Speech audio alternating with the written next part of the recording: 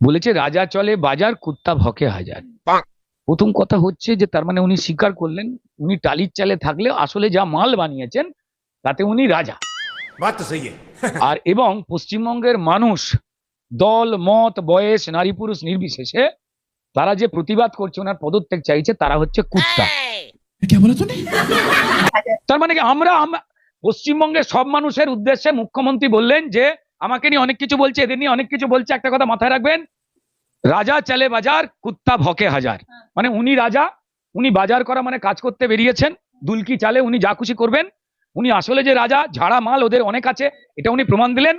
আর বিরোধী রাজনৈতিক দল শুধু বিজেপি নয়, উনি কুত্তা ভকে হাজার মানে পশ্চিমবঙ্গের মানুষরাই তো রাস্তায় নেমেছে, তারাই তো প্রতিবাদ করছে, তারাই তো বলছে যে পুলিশ মন্ত্রী এবং স্বাস্থ্যমন্ত্রী প্রমাণ লোপাট করেছে, মুখ্যমন্ত্রী অপদার্থ, ক্ষমতা নেই।